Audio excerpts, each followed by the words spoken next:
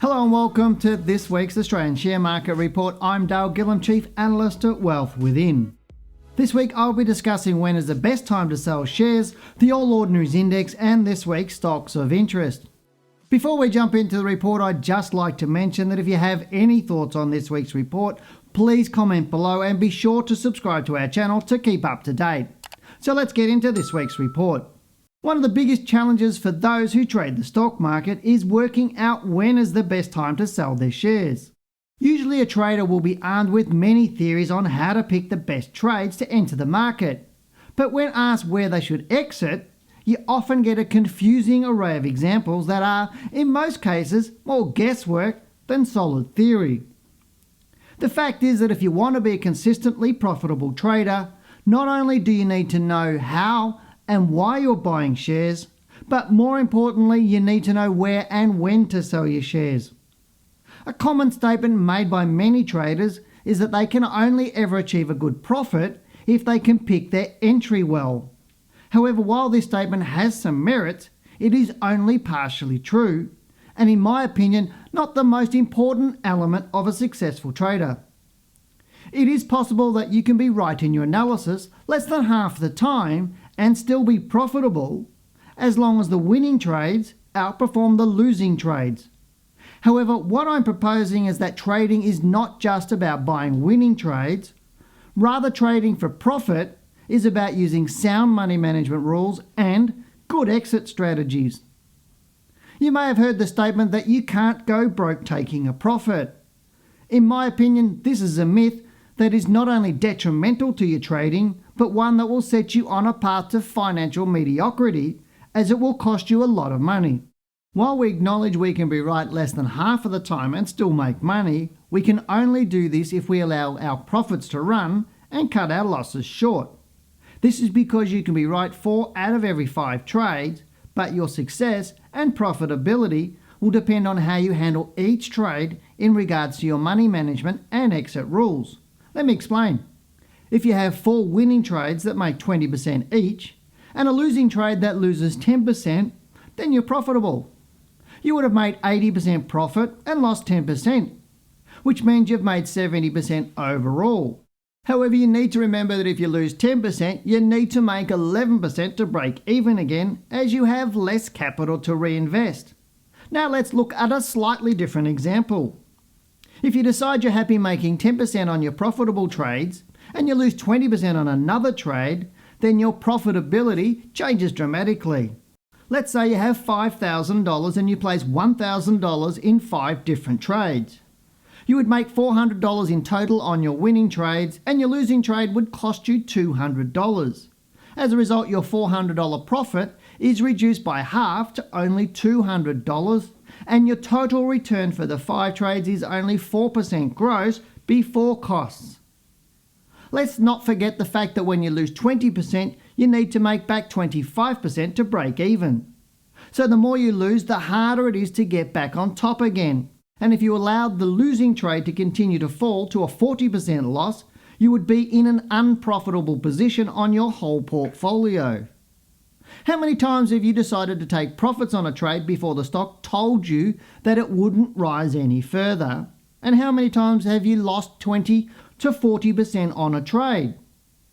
If you are not a consistently profitable trader, then you need to look at your money management rules and your exit strategies rather than spending time trying to pick the next big winner. So how do you know when to hold on and when to sell shares?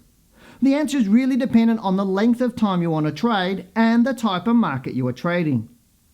Of the thousands of traders I've spoken to and assisted over the years, there is a very consistent theme that continues to shine through.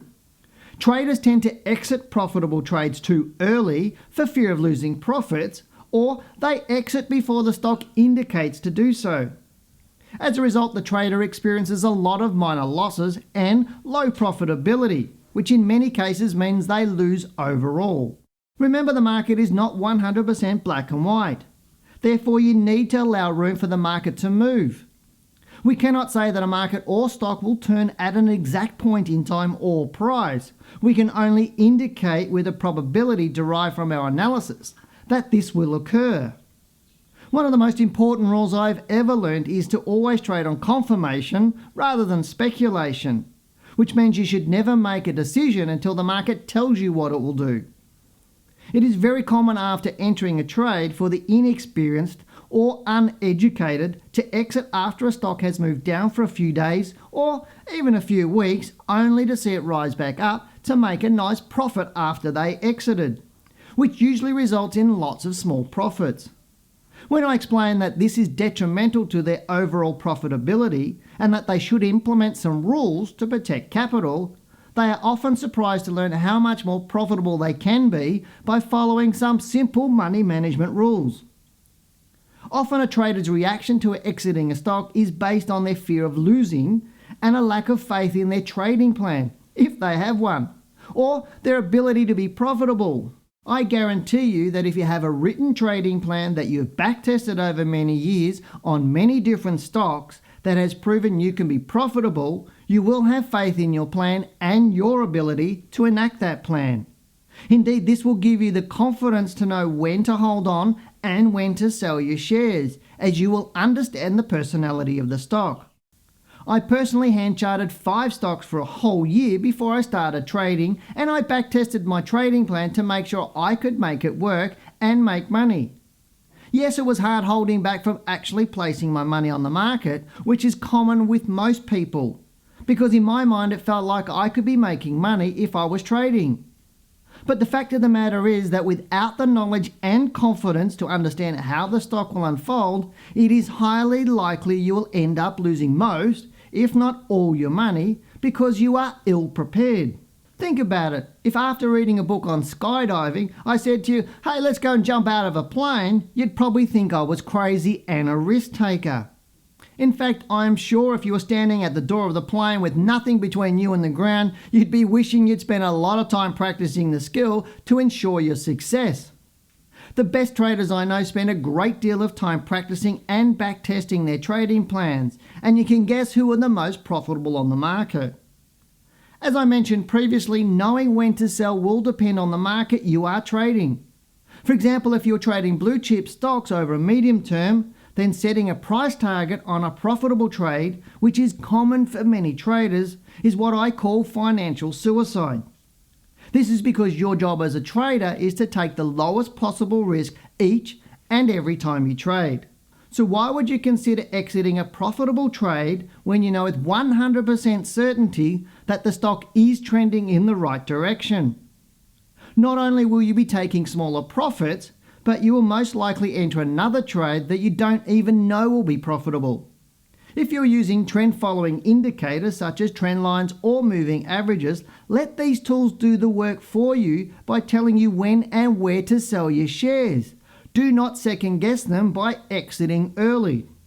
Setting tight stop losses on blue chip shares is another reason why many traders fail, as they end up selling their shares too early for fear of losing. Once you enter a trade, you need to let the stock settle into a trend. But if you set a stop loss of around 5%, for example, not only is there very little room for the stock to move, but you will decrease your profitability. Therefore, the minimum you should set your stop loss to know when to sell your blue chip shares is 10 to 15% below your buy price, although this will depend on the volatility of the stock. That said, regardless of the market you are trading, I cannot stress enough that the most important aspect to your success in the share market is to prove to yourself that your trading plan works by backtesting it. If there are any deficiencies in your trading plan, it will dramatically increase your probability of losing. As traders, you also need to be aware of your win-loss ratio, or how many times you win compared to how many times you lose, and your profit-loss ratio, which is how much you win compared to how much you lose, as this tells you how profitable you are. Once you understand these figures, you can work on improving them so you can become more profitable. I outline in my latest book, Accelerate Your Wealth, It's Your Money, Your Choice, not only how to set up various stop losses, but also how to determine the overall profitability. So let me say, if you decide to heed the practicality of the information in this video, you will become a very profitable trader.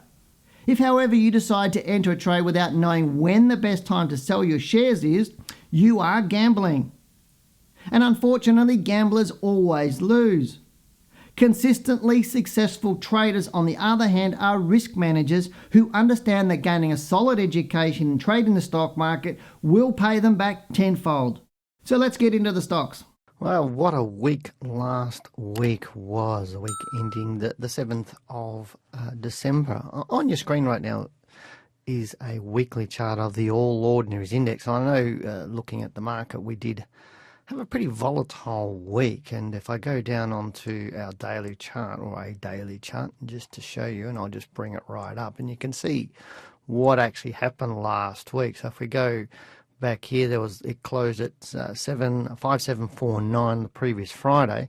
Beautiful strong day up on Monday, and I remember I was expecting our market to be more bullish, but I said the volatility would sort of ease off in this next week, or within the next week or few more days.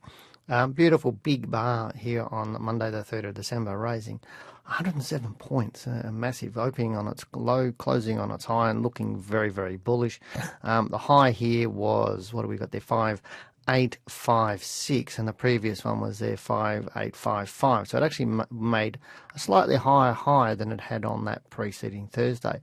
But then everything turned, and we had 2 days down, a massive day down here, another 102 points there. But it came right back, closing halfway out the bar. So there was obviously news, there was news on the Dow here, and it obviously closed down, traded right down and came right back. And here's our support level, and you can see here, not one daily close below that support level we've got. And this is interesting in terms of, waiting for confirmation. And people hear me say this all of the time, our students, and you'll hear me talk about it in these recordings. You'll hear me talk about it on podcasts. You'll hear me, watch me or read me talk about it. And what I find is most people have no idea what confirmation is, or most traders don't know what confirmation is. They're thinking, like a lot of traders would think last Friday, because the market opened low and closed up and it traded up, that's confirmation that the market stopped falling. No, it's not. It's just a nice sign. It's not necessarily confirmation, and we've hit that level, that whole level there 3 times, and somebody will go, hey, that's confirmation.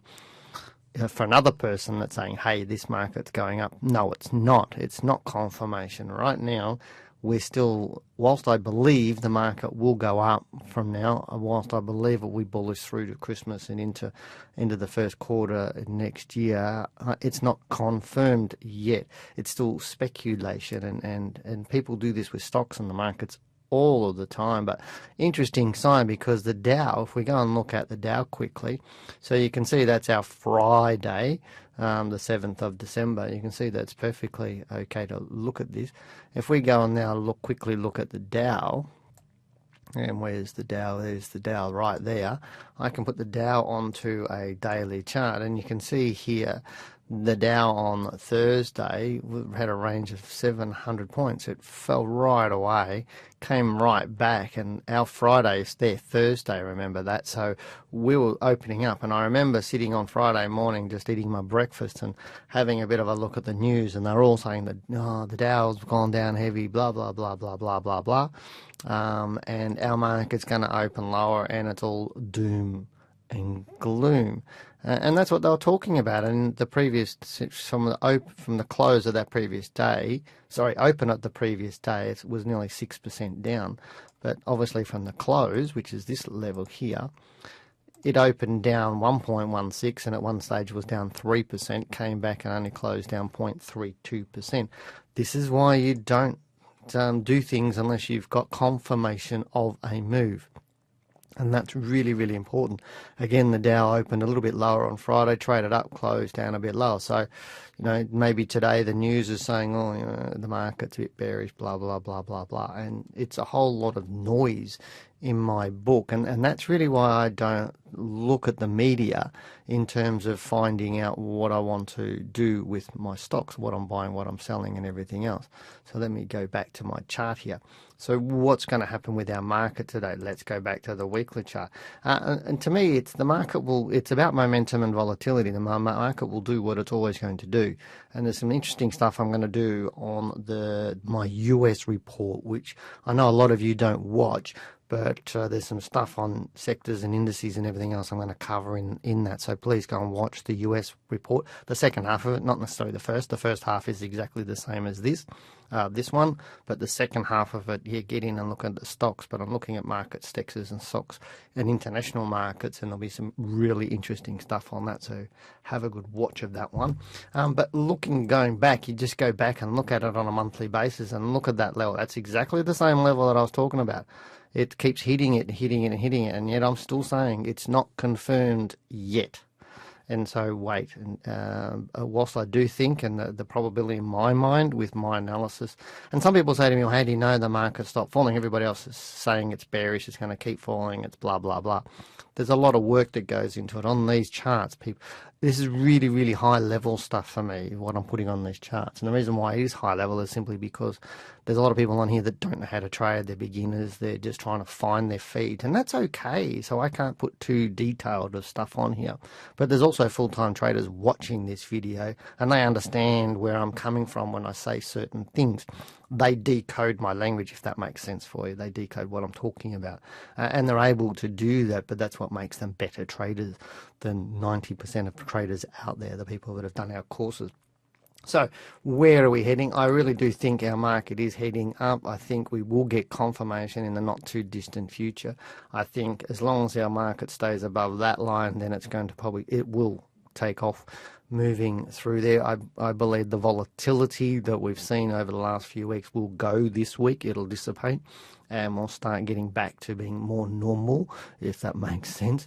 But there's a couple of things, as I said, have a look at the US report when it goes up. It'll go up tomorrow morning. So remember, if you're watching this on Monday, the 10th, remember to look at the US report on the 11th. So come on back and look at that. So let's get into this week's stocks. Right now, as I said, I think we're going to see 4 to 4 weeks up-ish. We might even break through this sort of level. But let's get into this week's stocks. If I click on where we are, go on here and I go down. There's a few stocks that we've had. Where is it?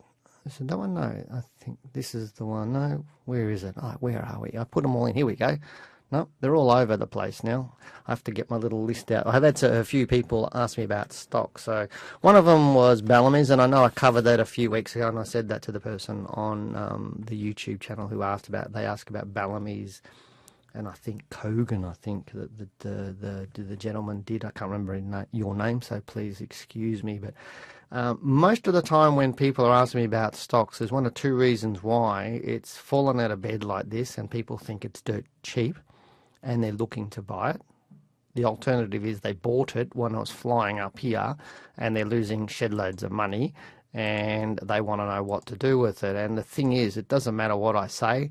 For example, if somebody bought it here or they bought it here or even they bought it here, or even if they bought it here, and if I said to them to sell it, I can guarantee they won't sell it. It's the simple thing is people ask the question, but then they don't do or don't take the advice that's given to them by a professional. It's quite interesting what people do. And the reason why I know that is I've been doing this for more than 2 decades of having people saying, what do you think of X? And then I might see them a week later or a month later or 2 months later and I say, oh, what did you do with that stock that we were talking about? Oh, yeah, I'm still hanging on to it. And to me, why ask the question unless you're going to do something about it? Is it just to make you feel better that you're doing the right thing or make you feel worse that you're doing the wrong thing? Because a professional will tell you what the right thing is to do. And it is interesting that people do ask about these sorts of stocks. Now, I'm not saying this is a good or bad stock right now. I'm not even saying whether it's going up or down. To me, everything is about the process that you take and the rules that you have. If you don't have a written down process and a strategy and a structure, then in my mind, without being rude to anybody, you're gambling with your money. And that means you're fearful of things. You're worried about losing profit, you're losing capital. and you really don't understand what a stock is doing. If that's you, if you're not sure whether the stock's going up or down, then that's just telling you don't know enough, and you need to learn a hell of a lot more. Right now, Bellamy's is going down. There's nothing exciting to me about it. A2 Milk was doing the same sort of thing, and people are getting here and there. Some people will be going, I'll buy Bellamy's, and this is where it's unconfirmed that it stopped falling, and so eventually it will stop falling and it will confirm that it's starting to rise, and then that's when I'll get interested and start buying. Now that may be 10 or 20 or 30% off the bottom, and I don't care, because I'd rather trade where it's safe than where it's speculative. So there's a 20% move off that low, nearly 24%. But it's interesting, if we go here and we look at, here it was down at this point 45%. So if you'd bought in here thinking it's going up, you'd now be down 30-40% depending on where you bought it. So if you bought it on that, I shouldn't have done that, should I? Let me get rid of that. If you'd bought it on the opening of this bar thinking that week it was, it's gone down, it's going up, you'd now be sitting on a 30% loss, or pretty close to a 30% loss at the current pricing. So that's what I'm talking about, is buying on confirmation, not speculation. If you don't know how to do that, then you put yourself in the gambler basket, and the gamblers are very, very, very hit and miss, and you need to determine how much that's costing you in terms of lost time, lost profits, or lost capital. But a lot of people think because they haven't sold something that they've not lost their capital. So it really is a myth or a misconception that people have. If you've bought the stock and it's fallen by 30%, you've lost the money, because the market has control over that until you get it in your bank account. It's not yours. So just be careful. And Bellamy's right now not giving me any good signs. So let's look at Kogan. Where is it? There it is. CGN. Now this was by the same gentleman. Again, it's falling heavily. And you have a look at that. It's been in the news lately. I know they keep sending me, Kogan's keep sending me things. Nearly 74% down at one stage, and currently it's down 67.9. I wouldn't own this stock at all. Wouldn't have my money anywhere near it.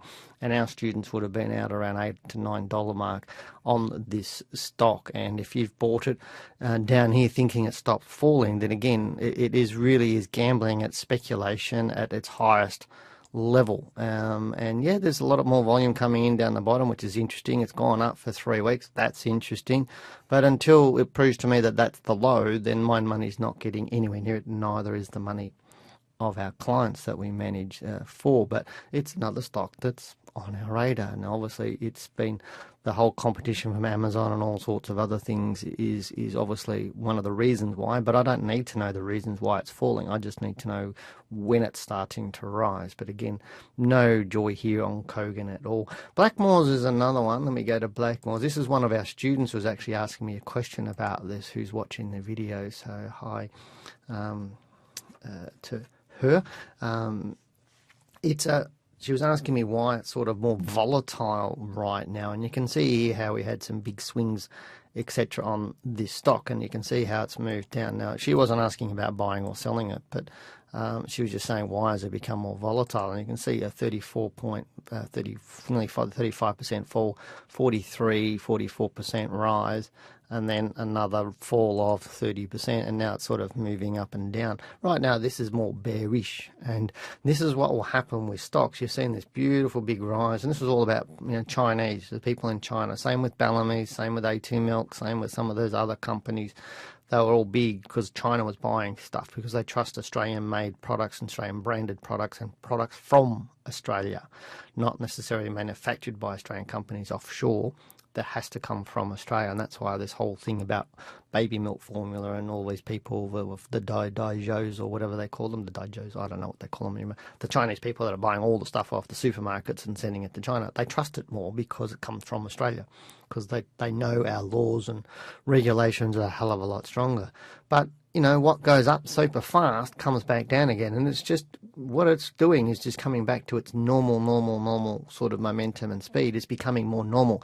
This big move up through here from the 2014-15 right through to this high is abnormal, and it's euphoric buying and bubble. There's people trying to get in. Now there's a lot of people that bought through here that wouldn't be selling yet and would be worried about where their money was, everything else. But it's just settling down, and stocks will go on one path, and then they will change their momentum and volatility as things progress and economies changes. Right now, this stock looks like it's got further to fall from this current position. Right now, it's not telling me it's going to be on a nice bull market, but I would suggest it would settle down over a period of time, so not too much to worry about it. The other one I wanted to cover was G8 Education. Now, where is that one? Gem, there it is. Gem. G8. And it was another one that was mentioned from somebody on the YouTube channel. If you want me to look at stocks for you, I'm really happy to have a look at that. And look at that, interesting. 2 weeks flying up, higher trough, but it's look at this week close here.